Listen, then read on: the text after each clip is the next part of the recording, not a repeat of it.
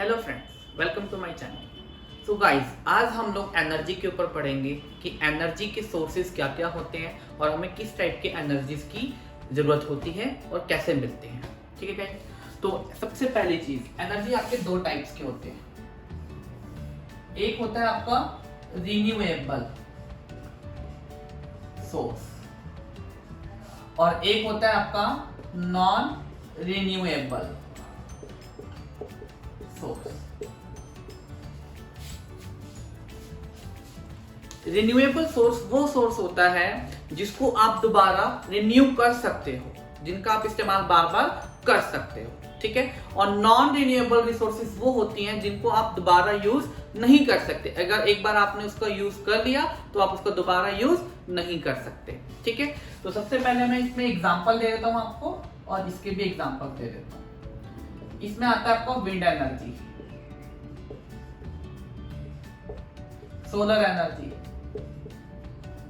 जिनका आप इस्तेमाल कभी भी किसी भी वक्त कर सकते हो और इनको दोबारा इस्तेमाल जितनी मर्जी बार आप चाहो कर सकते हो। लेकिन रिन्यूएबल में आपका आ जाएगा कोल और पेट्रोल। अगर आपने कोल और पेट्रोलियम को एक बार जला लिया या उसको यूज कर लिया तो दोबारा आप उसका यूज नहीं कर सकते। तो गाइस, हम लोगों का फोकस रहेगा इसके ऊपर, नॉन रिन्यूएबल सोर्स के ऊपर। नॉन रिन्यूएबल सोर्स में हम ये पढ़ेंगे कि जो मैंने एग्जांपल दिया कोल और पेट्रोल, कि कैसे आज के टाइम पे आप लोगों ने देखा होगा कि पेट्रोल के दाम दिन ब दिन बढ़ते जा रहे हैं। ठीक है, और ये दोनों चीजें कैसे बनती हैं, कैसे फॉर्म होती है, इसके बारे में हम स्टडी करेंगे। ओके गाइस, तो यहाँ पे देखेंगे हम कोल और पेट्रोलियम के बारे में डिस्कस करेंगे कि कोल और पेट्रोल कैसे बनता है।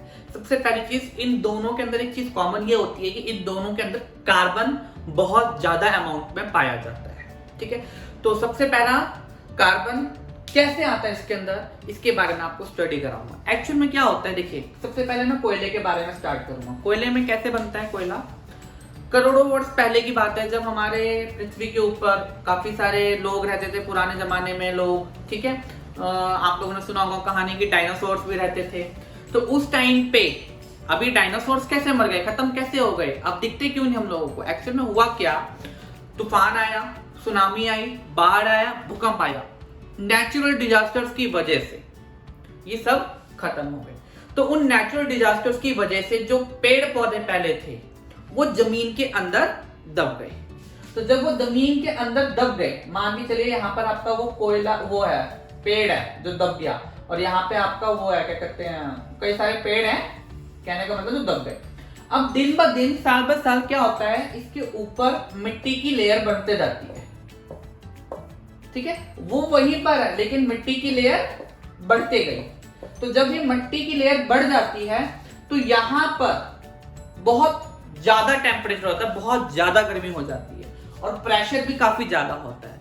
तो हाई टेम्परेचर और हाई प्रेशर की वजह से जितने भी वो प्लांट्स थे, जितने भी वो पेड़ पौधे थे, वो सब कन्वर्ट हो गए कोयले के अंदर।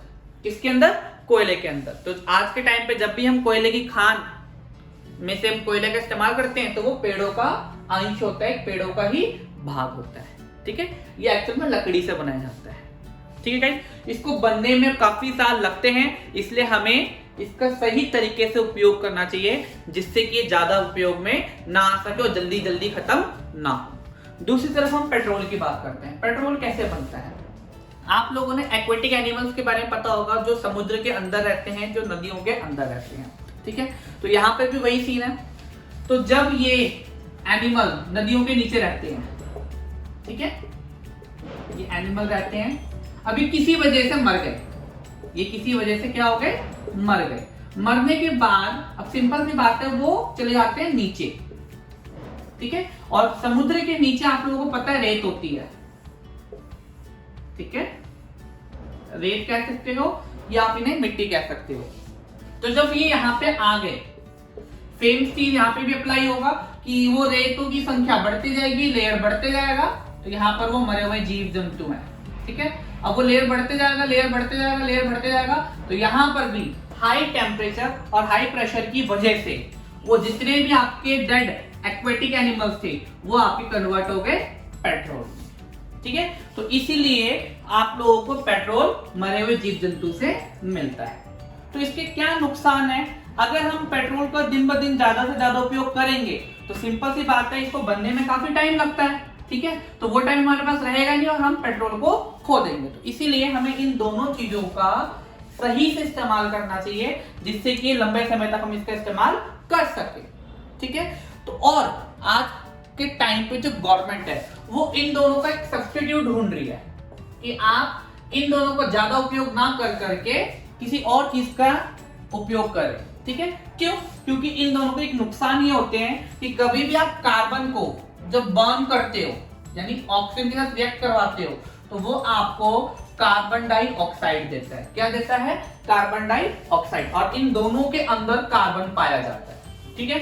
तो जब ये कार्बन डाइऑक्साइड आपके इन्वायरमेंट में जाता है तो ये आपका इन्वायरमेंट को काफी ज्यादा पॉल्यूट करता है, ठीक है। तो हमारे पास मतलब गवर्नमेंट के पास एक प्रॉब्लम ये भी होती है कि जब हम इसका इस्तेमाल करेंगे तो हमारा एनवायरनमेंट में पॉल्यूशन ज्यादा बढ़ेगा।